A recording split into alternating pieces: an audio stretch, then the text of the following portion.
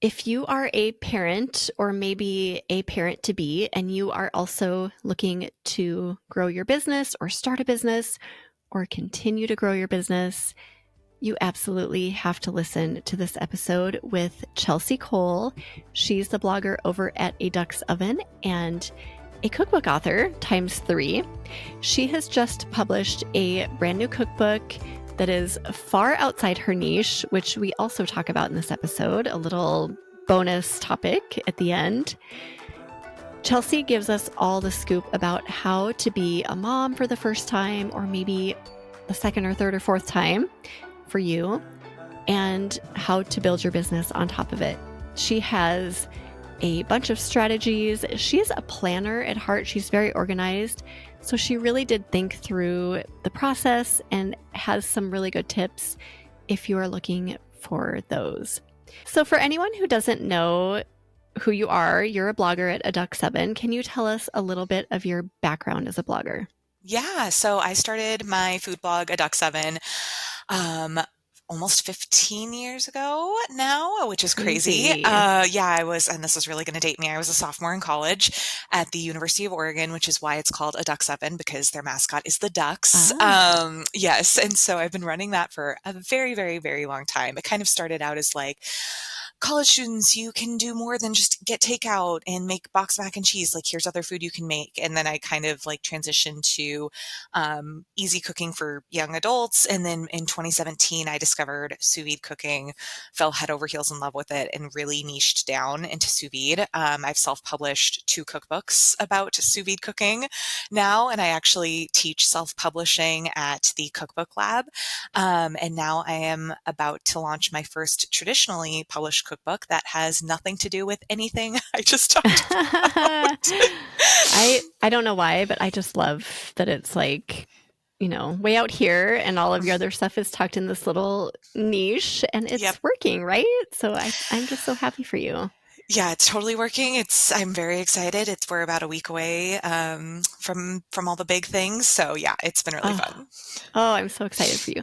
Okay, so tell me about A Feast of Thorns and Roses, which is the name of your new cookbook. Where did that inspiration come from?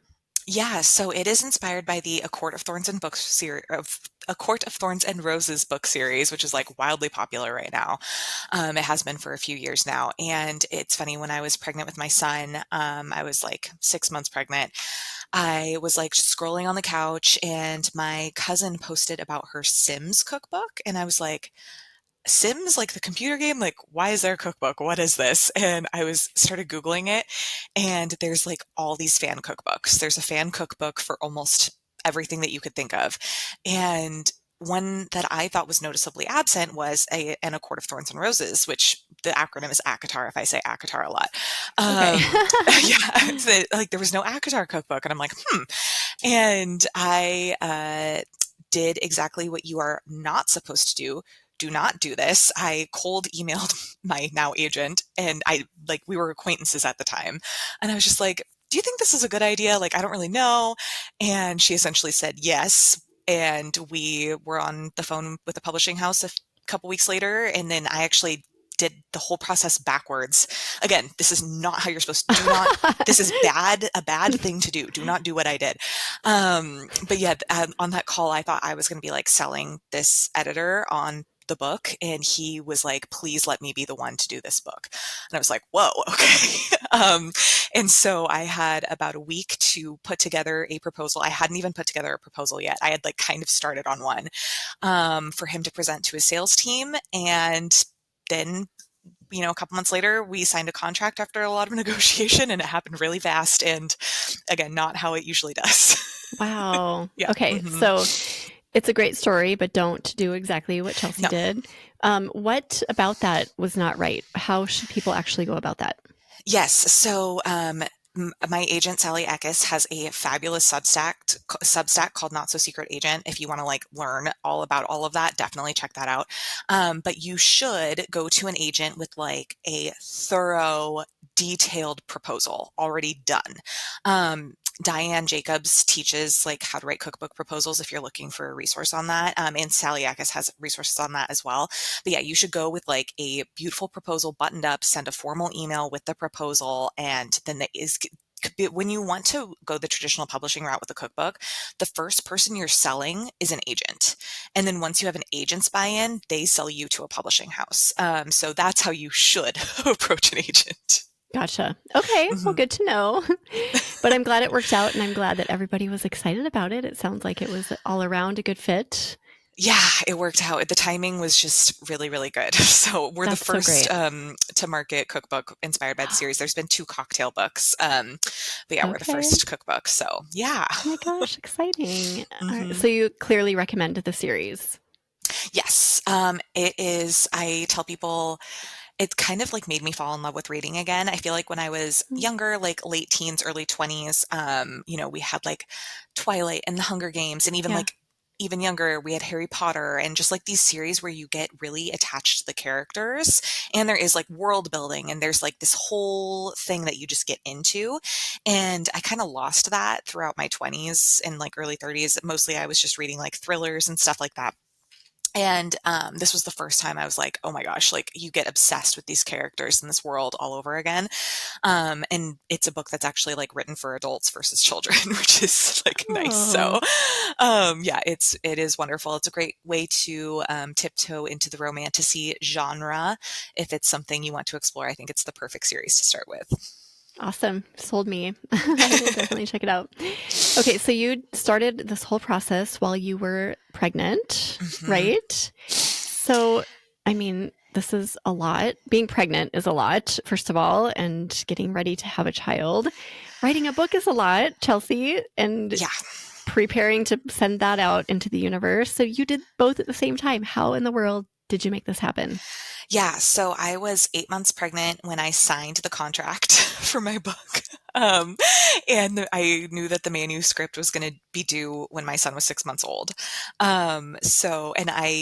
We had not been planning on doing any kind of childcare. My mom does live 20 minutes away and is retired and is very supportive, which is enormously helpful.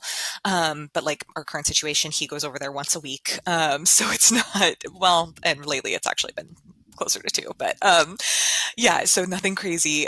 But yeah, it was a wild adventure. I gave myself a maternity leave. So for like about 2.5 months, I truly did not, well, that's not true. I barely worked. How about that? As business owners, we I all know know. it's very hard to Yep. completely step away. Yeah. And I was like doing things like outlining the book on my phone, like during contact snaps and stuff like that. So yeah, so kind of like tiptoed into the process at that point and then just had to dive in. One thing that I did that I am so, so grateful for many reasons is when we were negotiating my cookbook deal, I said I am not doing the photography. This was both because I didn't feel like my advance was enough to justify the work that goes into doing the photography for your own book, because it's a huge amount of work to do the photography, and I knew I just wouldn't have the bandwidth. That like with the writing of the book, I was able to do a lot of like I literally have photos of my son asleep on me while I'm like on my laptop, and Oh. so I was able to do a lot of that, and I was very lucky with all the recipe testing. He loved at that age, hanging out in the kitchen with me. So just like being where I was and like watching me chop vegetables. And so I did a ton of recipe testing, just like with him hanging out with me. That was not always easy, but it often worked out. Yeah. And so I truly don't think I could have done the photography at that time and within that time frame for my cookbook. So I'm very, very glad I did that and just like had the foresight to imagine that possibility. I'm not sure if I could have imagined that if I hadn't self-published two cookbooks previously, because those photo shoot days are just exhausting and they Yeah. like are all consuming. Whereas like with writing and recipe testing, to some degree you can start and stop. There's a little more flexibility. So yeah, that was a little bit of a whirlwind. But I mean, I remember 2 weeks before my manuscript was due, my son like just refused entirely to nap on his own. Oh no. Like contact naps only, mom. And I was like, Oh. perfect timing. Thank you, sweetie. Of course, right? Yeah, typical. Yeah. And, I always say for like nights and stuff, he's been like an okay sleeper, but definitely, he was not one of those babies sleeping through the night at 4 months old. Yeah. So I got really used to like, for example, he was pretty consistent towards the end of that time where he would feed around 4:30 in the morning. And I would just get into the habit of staying up after that and working on my book. Mm. And then, after he went to bed at night would be a good work time. The naps during the day, usually I would take like one nap with him. So I would get a little sleep during the day too. Yeah. But it was a lot, but I got it done. Wow, that's so inspiring. So you leaned on family support a little bit, your mom, thank God, right? Thank Yeah, God for grandparents and family who's willing and able to step in and help out a little bit. huge. Yeah, I mean, that it seems like not a big deal, but that's a Hmm. big deal. Like Yeah. 1 day, 1 to 2 days of help a week is massive. And especially with your first, I mean, I'm pregnant with my second, so haven't experienced it yet, but I can kind of Yay. imagine. Yep. Um, and I was lucky enough, my husband did have good paternity leave. It's just, Mm, we both really weren't working during his paternity leave, yeah. so I didn't get to use that all that much. Maybe in hindsight, I would have a little bit more, but yeah, so that was really lucky. But it's just like such a shock to your system that is completely indescribable, especially for those first few months. So I really was hard at work on the book from like of his life, like months 4 to 6. Um, I just after the adjustment period and Yeah. really, seeing that looming deadline coming. So Oh gosh, yeah, especially with a book, you do have a deadline. It's not like your blog where you can move things around as mm-mm. you wish. Nope. There's a whole other thing. There's other people involved, and Right, yeah, it's a lot. Hmm. right. So speaking of the blog, did you put your blog on the back burner or did you keep up with it during that time too? Both. Okay. I was very strategic while I was pregnant, and I got a ton of content ready for the blog. So I had enough content to cover me almost until the book was or until my manuscript was due, which was great. So I just put that on autopilot, and like I really prioritized that while I was pregnant, and I'm very, very grateful for that. And so I would say, but I mean, I didn't try very hard. Like I wasn't making stuff for social media. Like the book was my main focus. I was Gotcha. like, at this time, I can do the book. I can take care of my son. I can do nothing else. That's all I got right now. Yeah. No, I mean, it sounds like you had your priorities set and even the photography. I think that's so smart too, to have the foresight to say, I am not going to have the energy or the bandwidth to do this. So this has to go to somebody else. And then did that go to who determines the photographer? Is that something you hired out? So that is a whole thing as well. Oh, So I actually, part of my negotiations with that was I said, I am not doing the photography and I am not paying a photographer. So usually there's like a few ways it can happen. One, if you get a cookbook deal, you can do the photography yourself. Or if you hire out, there's two different ways that can happen. One, the publisher is responsible for it, period. So you maybe get some, like I was just told a photographer was picked, which I was kind of bummed about because I had put forward a couple of photographers that I wanted to be considered. yeah. But I'm really happy with the photography. So, it worked out. But yeah, so I said, you guys are responsible for it. You're paying for it. The third kind of scenario is that you can pay for it out of your advance. But that's typically very expensive. Like at a minimum, you're looking at $15,000, Hmm. upwards of Yeah. $50,000 or more. So I said, nope, not doing that. Yeah. Yeah, absolutely. Hmm. Okay, so that's something to consider too if you are launching into a cookbook deal, Hmm. that photography, like you have to figure that out before Yeah. you get started, right? Hmm. That's part of it. Yep. Okay, so you had that kind of taken care of on the side, so you didn't have to worry about it. Are there any other little tricks you employed to get through this time where you were pregnant and then you had a newborn and you were writing a cookbook? Let's see. I'm trying to think. I love visual progress. And I've been inspired by Alexandria from the Foreign Fork, Oh she yeah. with her giant like post-it Yep. walls. And so in my kitchen, I had giant post-its and then a little post-it with each recipe written on it. And I would like have them moving through like a sequence. So it was, Oh, I've done nothing for this. This has been tested by me. And then this recipe is ready and done. And so I would like move the Post-its over and I could see the progress happening, which was really, really helpful for me. And I also had like a few, like, obviously I had recipe testers generally, but then I had like three recipe testers, like my mom's really good friend, like another friend who were, if I was like, this recipe is not working, I need somebody to just like dive in and give me really good feedback right now. Because in a perfect world, I would have tested that recipe like 6 times in a row or something like that. But considering I was juggling my son too, I was like, might need some help of a trusted person here, who was helping me like workshop this recipe versus yeah. testing it. And that was really helpful. Like there's a scene in the first book where the main character is given something called molten chocolate that she drinks. And so in my head, I'm like, this is richer than a hot chocolate. Like Mm, this is like a really thick, like sumptuous drink. And I was just like having a really hard time nailing it. And so I sent it off to my mom and her friend. They were like together at the time. And I'm like, I need help, like help me figure out what's wrong with this. And we were able to kind of workshop it together and mm, come to a place where I felt really, really good about that recipe. So I think with my other books, I think I was a lot more independent with it.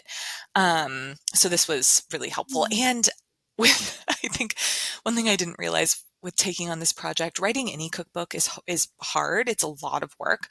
Um, this was a whole new level of hard for me mm. because it was a whole new type of creativity because I am bringing recipes to life in these beloved books. And some of them are inspired by food that's like right on the pages. And then others are, I'm like, okay, I have for example, in the cookbook, there's a whole section of desserts that are inspired by each of the courts in the book. Oh, And so it's like I had to think of like what is a dessert that represents this. And so with some of the courts, we know a ton about them. And then with some of the others, it's like we know practically nothing. mm, And so just like that creative element was something I didn't anticipate. And one thing I always encourage cookbook lab students with, and was especially important for this book, is to give yourself more time than you expect for the writing.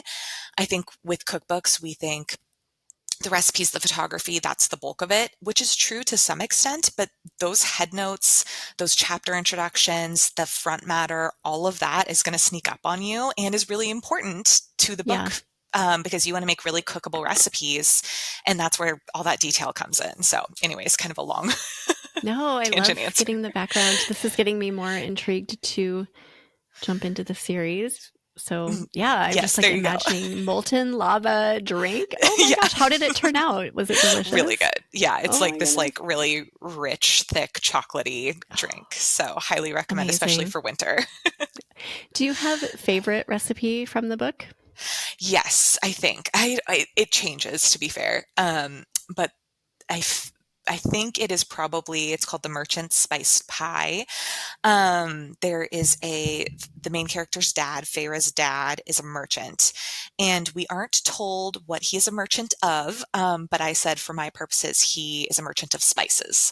And so I did like a chicken pot pie essentially, but it's like a really thickly or like richly spiced chicken pot pie, and it is so good. And I do this like the top gets like essentially a garlic butter wash on it. Oh, yummy. And I love that one. It's very filling and hearty and delicious. And it's been around a lot over here. Oh my gosh, I'm starving. Sounds so good. Okay, so one thing I wanted to comment on was your sleep and how intentional you were about that. Yeah. Getting up early and taking advantage of those hours when your baby's sleeping. Oh my gosh, I remember those days. Every minute counted, whether it was like napping or getting stuff done. Yep. Yeah.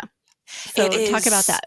Yeah. Like, and I think too, especially, well, I don't know. I'm going through this right now again. I feel like I'm always over it and then it comes back. The, the unless you are blessed with an amazing sleeper, which for every listener, I hope that that's you, Yes, I you know. become obsessed with your child's sleep Yeah. because it changes everything if they sleep well. They're happier. It's easier to like go out and do things.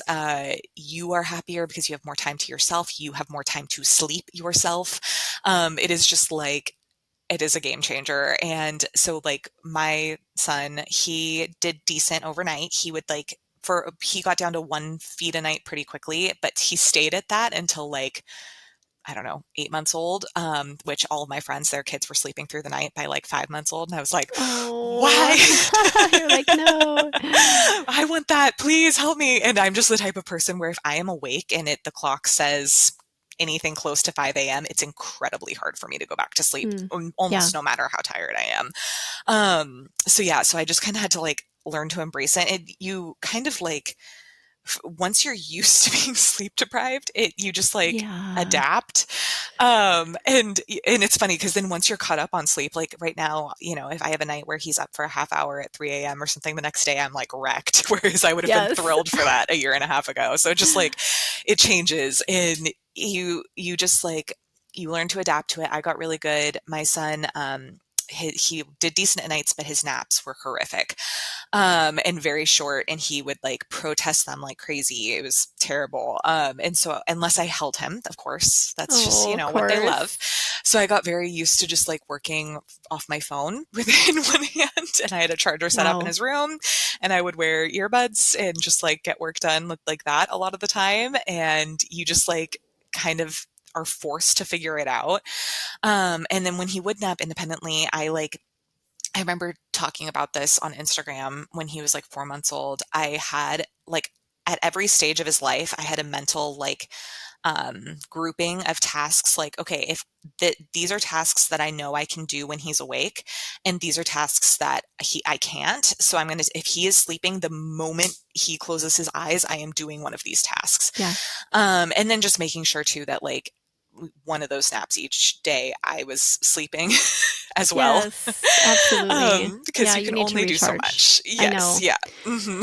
How did So you stay motivated during that time? Because I can get to the point where I'm so tired that I just feel like falling off the face of the earth and not doing anything. How did you keep your motivation up?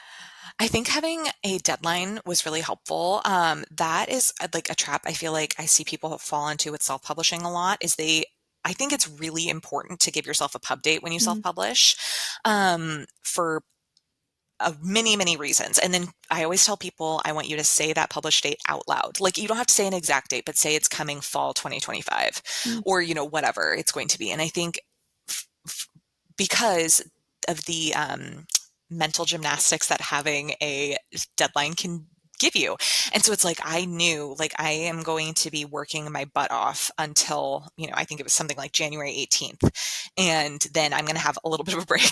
Like, it's not over, because there's like right Yeah. now, I feel like I'm kind of in that hard spot all over again, because I'm getting ready to launch it and promote it. And I take the marketing of my books very seriously, pretty much as seriously as the writing of my books. So yeah, just knowing like, okay, there is a finish line. Like, even now I honestly feel very close to burnout, but I know like the bulk of my events and promotion are going to be done, wrapped up mid-April, late April. And I'm like, okay, and then I can Okay. rest. Yeah. So the end is in sight. Yes, You can see exactly. the end, the light at the end of the tunnel. Hmm. So you do have a second child coming and Hmm. promotion. When are you due, Chelsea? End of July. Okay. Oh, again, I thought Yes. wasn't. Oh my Yes, gosh, your first son my, was born end of July. their, his due date and I'm sorry, his birthday and my due date are 3 days apart. Oh my So gosh. So they could potentially have the same they birthday. very, very much could. We will see. That is so wild. Yeah. Wow. Hmm.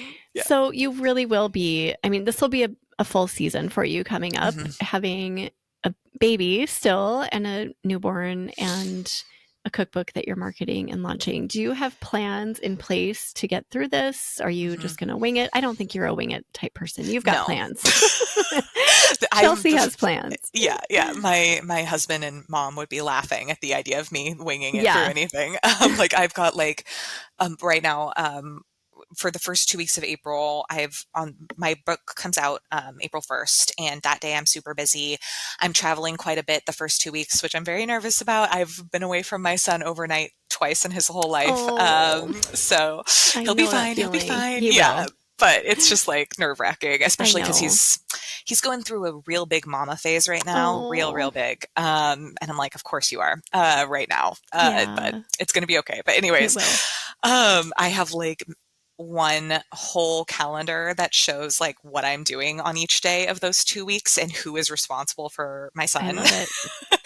at any given time, and like who needs to drop off when and where and all that Yep. stuff. So that and a lot of that stuff, like the people who I'm coordinating with, they don't find this helpful, but I find it helpful. Like I just to go know the through it. feeling. Yeah. Yeah. Just to go through it and be like, It's okay, for it's written you. down. Yeah. I've mapped all this out. So I've got like that completely mapped out. I have, cause so the first 2 weeks I'm doing kind of my big stuff. I'm doing a huge launch party that I'm throwing in downtown Portland. That same day, I have a local TV appearance. And then a couple days later, I leave for LA. I'm doing a sold out event in LA, which I still can't believe it's sold out. Like, that's crazy. What? That's Yeah, awesome. it's so fun. And so I'm doing like a quick overnight in LA. I might be doing a TV appearance there. It's still TBD. And then the next week I go to Seattle. I have an event there and a TV appearance there. So I have like a master document that has like the day of schedule for each of these things. It's got a to-do list for each event and a pack list for each event. Oh my gosh. And that kind of helps me keep my head on straight. And then beyond that, it's a lot of like shorter events that are a little less production oriented, and a lot of virtual events. Like there's like, I've gotten into, because of this, it's funny, I've tapped into an entirely new audience, which is like the Book Talk Bookstagram communities, which are huge. Like it's a huge thing in this day and age. And so there's all these like, there's huge podcasts that are all about books, Oh yeah. and like all these book clubs and things like that. So I'm doing like virtual cooking classes for a lot of Oh, really big book clubs. And I'm doing like, there's now, I think this sounds amazing. And when my kids are older, I'm totally doing one. There's something called reading retreats that are very popular these oh days. yeah. I just heard about that. Yeah. Yeah. Yeah. And so like I am doing a virtual cooking class for a reading retreat. I'd love to eventually do in-person retreats for, or like cooking classes for those. I think that would be so fun. And so I'm booked almost every weekend. I intentionally blocked off one weekend that I can spend with my family through June. And then I said, okay, I'm gone essentially July, Yeah. August, September. And I am maybe doing an event in September, but it's very low key. Okay. And I think I I feel like that's okay. Every baby's different. Everything's always different, but I know what to expect for the most part this Yeah. time around and what my capabilities will be at different stages of postpartum. So I feel like I can kind of map that out in my head. And I can also, and luckily that the timing is actually perfect because the first couple months of launching a book are really hardcore. And then we expect that it'll be fairly hardcore again come the holiday season. So I can just take the time in between to have my baby and be with my baby and my toddler and then back to it. Oh my goodness. Yeah. Well, I love the plan, and I think it's great that you just have this all mapped out, because the alternative is to wing it, Mhm. and with this much going on, you just can't do No, that. You've got to have a plan. there's too And much logistics. there Yeah. is. Hmm. And by the way, the kid thing, my boys are 14 and 18, and I still do that, Chelsea.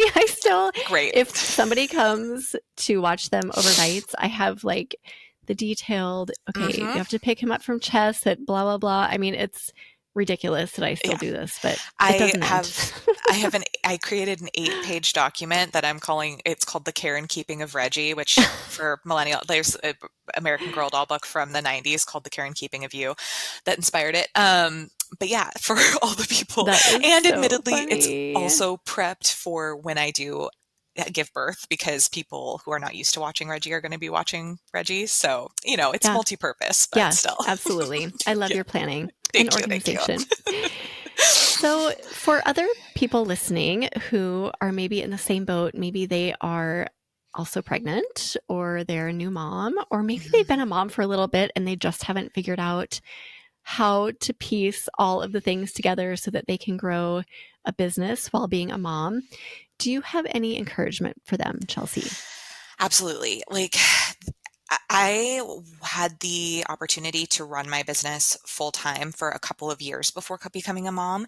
And it's funny because at that time I felt like I didn't have enough hours in the day. And then, the idea of adding a kid to that was like, how, in what universe? Yeah. And yeah, things have definitely changed. I would say one of the big changes is I've always been very multifaceted when it comes to my businesses, and those are still true, but there's only one aspect of my business at any given moment that's truly getting my full attention, and the rest are just like churning along still. Nothing goes away, but maybe it's not like the forefront of my focus. It's not getting as much as it could. Like, there's something there that could be more. And I have an amazing virtual assistant who keeps everything running in the background. Truly could not do it without her. She actually had her daughter, her first child, 2 months after I had my baby. Oh, Yeah, and actually, there's many food bloggers who have her as their virtual assistant, Mara, and she's phenomenal. So could not do what I do without her. But yeah, so I think just knowing that things will change, but it's still going to be okay. And like, I think one thing I heard from other moms that was kind of frustrating because it's so vague before I was a mom, but it is very much true after having experienced it myself, is you just figure it out as you do it. Like, you find the capacity, like you grow into it somehow. And you become so amazingly good at prioritizing and time management when you become a mom. Like, truly, I thought I was good at it before. Nothing like I am. Like, my husband, my son goes to my mom's once a week, and he was over there yesterday. And my husband's on spring break. He's a teacher. And he went fishing in the morning and he came home early, which I was like, what are you doing here? Like, get out of my house. I need this quiet time in my house. And I like have my earphones on and he's like, are you okay? And I'm like, yes. And he's like, are you sure? Like, you see, and I'm like, nope, I'm just focused because Reggie yeah. is not here and this is very precious time. Like, I'm good. I just don't want to talk to you right Yeah. now. Hmm. And you just kind of like learn how to focus and prioritize very, very, very well. And I think you also, like, I am somebody, I've never been a good napper. It's not my thing. I'm very lucky that I sleep incredibly well for 7 to 8 hours every single night. And I was like, how am I going to exist knowing my sleep's going to get disrupted? And it's really hard. It is really, really, really, really hard, but you can still do other things even in that state. And it's very hard, but you still can, like, and things are going to be fine. And I think too, like, one, it's very stressful as a new mom because you think that whenever something is amiss or isn't going as perfectly as it could be, that you have to do something in order for the situation to change. And I have found that to not be the case at all. I am not in control. I am not in charge. At all. I will do all the right things and then I will change nothing. And then suddenly my son starts sleeping amazingly, or the opposite will Yeah. happen and nothing's changed. I Right. have done nothing. And I think that that was a really important lesson to, like, the hard things end. The hard times eventually end, even though it just doesn't feel like it in the moment. And I think too, going back to the planning aspect, I would get really in my head about, like, thinking like, like, well, in 2 months, he's going to be down to 2 naps and he's going to nap at this time of day. And how am I going to juggle this? Because, like, the cookbook lab live class is at this time. And Right. you cannot think like that. Like, it just doesn't serve you well to think that way. And that was a really hard habit for me to unlearn, that there are some things that I'm just going to have to tackle as they come, because I'm truly not going to know what it's like until I'm in that time. Yeah. And most things are figure outable. Like, even with with my daughter that I am pregnant with, I was looking at photos the other day, and when I was at this stage of pregnancy with my son, his nursery was done. Literally have done nothing to prepare for this baby. Like not, I have bought her a few cute outfits. That is the extent of preparation that has happened. That's And I am, okay though, yeah, right? I mean, that is okay. yeah. Everyone does that for their first baby. They go nuts. And then it's like for the second, it's Yeah. like, and but I've been telling myself, because I also like want to do things, but I just don't have the capacity right now. And I'm like, in May, I can start prepping for her. Like, Yeah. then that's when I have that time to do that. And I don't feel as stressed about it. I feel much calmer about it. So lots of lessons have been learned over the past few years. Yeah. And yeah, what you said is so important. I think just you can have the best plan laid out, but it's going to have to be adjusted. It's just a fact of life. You can't follow the plan, any plan to an exact T because life happens, especially when Mhm. newborns are involved. You have no idea what kind of sleeper, or I mean, there are so many variables. So, yeah, so to be flexible, adaptable, and like you said, almost everything you can figure out and just trust yourself on that, right? You've got to lean on your ability to get things done. Yep. And you can get things done, especially if Yeah. this is something you've been doing for a while. Like you know the rhythms of your business, you know the ins and out, you know what needs to be done. And so you're just going to find new ways to slot that into your life when your life changes. Yeah. Chelsea, you're living proof that you can be a mom and run a very multifaceted business. You have a blog, you have multiple cookbooks, you have the cookbook lab. Oh my goodness, you can do it. If you really want to do it, there is a way to do it. So, no excuses. Absolutely. And all of those things are vital to my business. They're all important to me. I am the breadwinner of our family. And I still am, even though I'm taking care of my children full time. My husband's a very lucky man. Yeah. Yeah, my husband too. No, but this is very inspiring. I think this will be encouraging. And I don't want to not mention the fathers because I know Crucial. there are fathers as well in our position. And I don't often think about that. So I apologize. But yes, you too. This applies to you as well. I am not leaving anybody out here. And I will say, I couldn't do what I do without a very, very supportive partner. Mm, He is yeah. amazing, such a good dad, such a good partner. As I mentioned, like my son right now is going through a pretty intense mommy attachment phase that has been tough. And my husband has been great about being like, you need to leave the house, go to a coffee shop and work because I know you need to get work done or you're going to explode. Or like, he's like, we're going to leave the house, like very, Yeah. very good about those things and being aware of the situation. So I'm very grateful for an excellent co-parent. That is a massive help, more than I could even say. Yes, good. I'm so happy for you that you have that. And then I would love to end our conversation with the topic that I kind of teased in the beginning, which is the fact that this book that you're creating has absolutely nothing to do with your niche Yep. and that it worked. So give us your quick thoughts on that. Yeah, even like when I had the idea, I was like, it was funny because I had the idea and I was like, I need to write this cookbook. And then I was like, wait, why am I the person to write this cookbook? Like my platform has nothing to do with this. Like, but I just, it kind of, oh my gosh, why am I forgetting the author's name? Big Magic. What? I'm forgetting her name. Oh, Glenn Elizabeth Doyle. Gilbert? Oh, Elizabeth Gilbert. Thank you. She talks in there, I hope I'm attributing the right book, about, like how ideas like come to exist, and if you don't pounce on the idea then it's going to float away to somebody else. And that's how I felt when Yeah. I had the idea for this cookbook. I was like, okay, it needs to be made, I am going to make it, I know this is a good idea. Especially like one of the examples I like to give, when you look at these fan cookbooks, it's like a Minecraft fan cookbook or a Lord of the Rings fan cookbook, and it's like there might be a little overlap in the audiences of people who buy cookbooks and who are fans of those things, but it's not a lot of overlap. With this book series and cookbooks, it's like a full-blown circle when you're looking at a Mm, Venn diagram.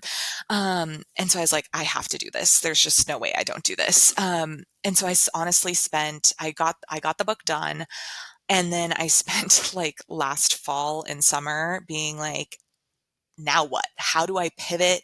Do I start laying groundwork now? It feels really weird to just inexplicably start talking about books when it's not something I've done before. And like people, and another thing that was tricky about this is we made the decision to not, usually with my cookbooks, I would be teasing them like crazy. Like people would know I'm writing, would know I was writing one.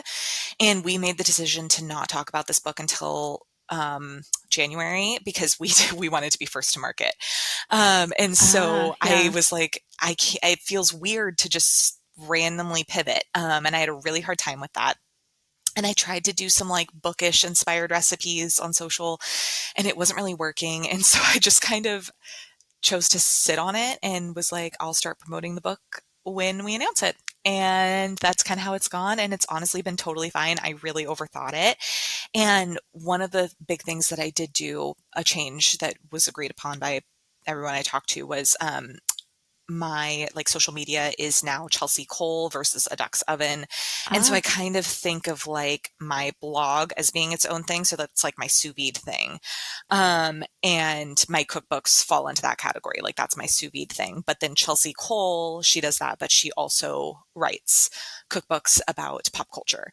Because I would love to write more books like this in the future. yeah. So yeah, so that was like in and of itself a big pivot. And within that too, I teach a whole community about self-publishing and I'm going to go traditionally publish a cookbook. Like that was also part of that Right. identity crisis.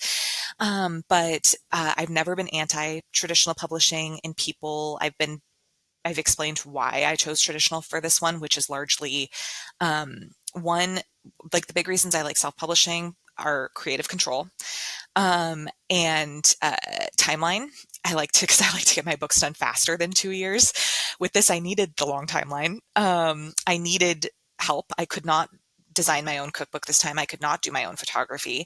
And I needed the distribution that comes with a traditional Mm, publisher because the great thing about this cookbook is it sells itself.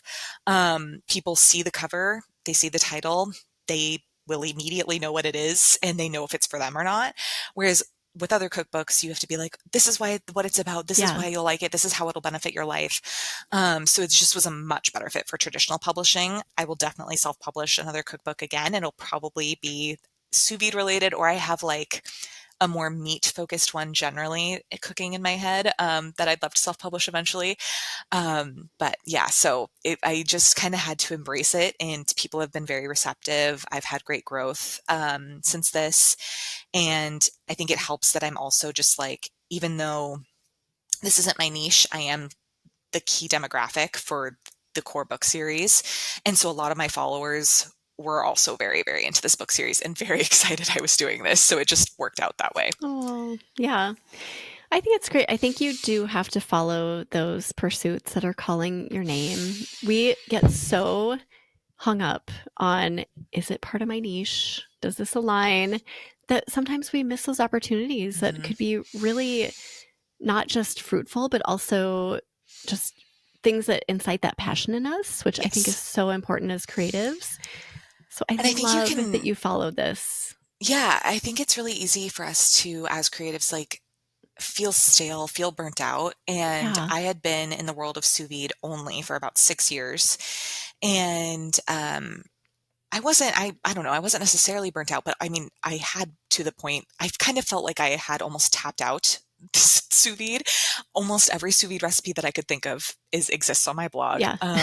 And like, I was just like, I feel like I've almost done everything that I can. So the timing for this was really nice because, and as I mentioned earlier, creatively, it was so wildly different from anything I'd ever done before.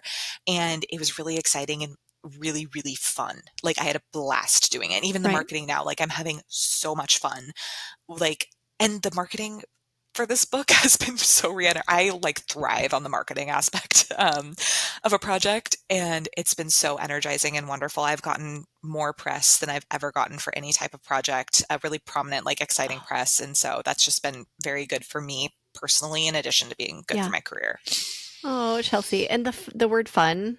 We all need a little bit of fun in our lives, and after a while, blogging can get a little stale. Let's admit it. Yes, yes, absolutely. Yeah. So kudos to you. I'm just so happy for you, and not just about the project, but about your growing family. And it has been so great to catch up and chat with you here in this conversation. Thank Is you there so any? much. Yeah. Is there anything you feel like we're missing that we need to touch on any of the topics we've talked about before we say goodbye? I don't think so.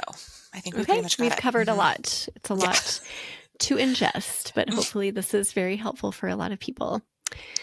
Do you have a favorite quote or words of inspiration to leave us with today? We pretty much like kind of said this already, but just reiterating when you're a mom, like I can do hard things and you can do hard things. And even though it's a bit of a cliche, I think embracing that like feeling of being superwoman is amazing when you're a mom. Like I feel unabashedly so proud of myself that I've done this. And that's a very, very good feeling. And I'm so proud that even now I'm like Mm. marketing this cookbook with a toddler. He came with me to sign books this morning at a bookstore. Aw. And just like that I've been able to do this with him. My whole book is dedicated to him. And so I think just like as you're entering motherhood, know that you can do hard things and like embrace feeling proud of yourself for doing them. That isn't to say that you should needlessly do hard things and like make life harder on yourself than it needs to be. Yeah. But when you are able to tackle these things and fight through them, when you can do that, embrace feeling proud of yourself and remind yourself, okay, I am capable of doing really hard things. Great way to end. Thank you, Chelsea. That was so inspiring. We will put together a show notes page for you, Chelsea. If you want to go peek at the show notes and everything we've talked about today, head to eatblogtalk.com/Chelsea Cole. Tell everyone where they can find you again, Chelsea.